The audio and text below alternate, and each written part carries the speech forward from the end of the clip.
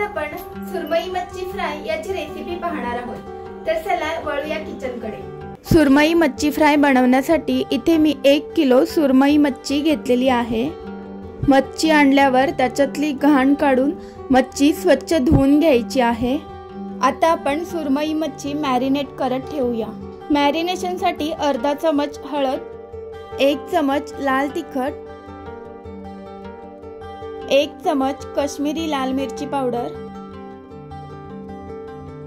आणि 1 मोठा चमच मालवणी मसाला, त्याच सोबत चवीनुसार मीठ आणि आलं लसूण पेस्ट 1 चमच वापरायची आहे। आता मच्छीवर अर्ध लिंबू पिळून घेऊया।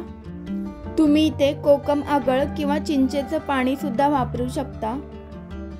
आता हे सर्व मसाले मच्छीला व्यवस्थित असे लावून घेऊया। मसाले व्यवस्थित लागले तर मच्छी टेस्टी होते।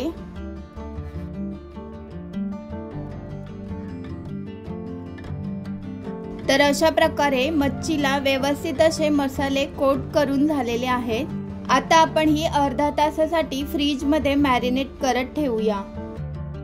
मच्छी आपण शालो फ्राय करून घेणार आहोत। तर त्यासाठी 4 चमच रवा घेतलेला आहे आणि 2 चमच तांदळाचं पीठ।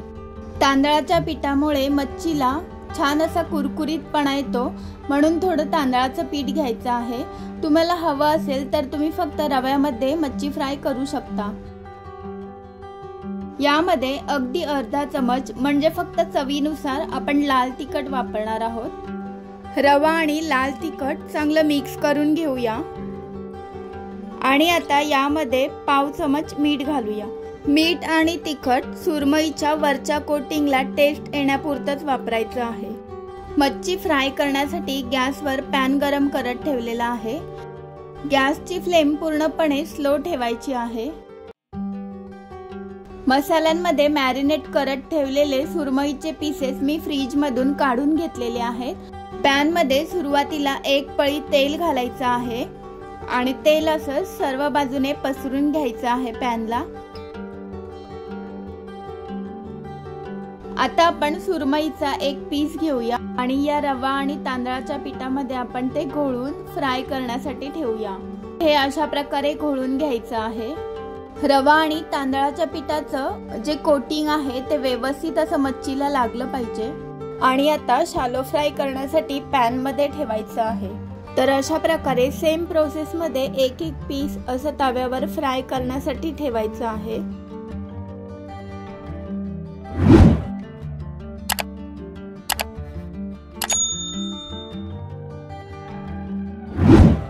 आता आपण वरून पुन्हा 1 पळी तेल घालूया। यावर 4 ते 5 ठेचून घेतलेल्या लसूण पाकळ्या घालूया, त्यामुळे लसूणची छान टेस्ट उतरेल मच्छीमध्ये।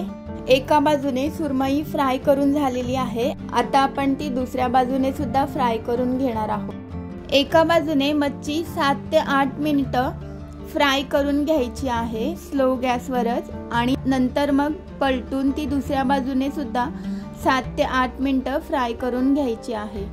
मच्छी दोन्ही बाजूनी फ्राय करून झालेली आहे। तुम्ही पाहू शकता दोन्ही बाजूनी व्यवस्थित अशी शालो फ्राय झालेली आहे, पण ती आपण कुरकुरीत होईपर्यंत फ्राय करून घेणार आहोत। आता आपण यावर थोडं तेल सोडूया आणि आता यावर अर्धा चमच तेल सोडायचं आहे। तुम्हाला आजची रेसिपी कशी वाटली कमेंट्स करून कळवा। व्हिडिओ आवडल्यास व्हिडिओला लाईक, शेअर आणि चॅनलला सबस्क्राईब करा आणि आता थोडी कोथिंबीर पसरून घेऊया। मच्छी आता खूप छान अशी कुरकुरीत झालेली आहे। आता आपण तळलेल्या सुरमईचे पीस पलटी करून घेऊया आणि गॅस बंद करूया। सेम प्रोसेस मध्ये तुम्ही कोणत्याही प्रकारची मच्छी फ्राय करू शकता। पुन्हा भेटूया अशाच एका नवीन रेसिपी सोबत। तोपर्यंत धन्यवाद।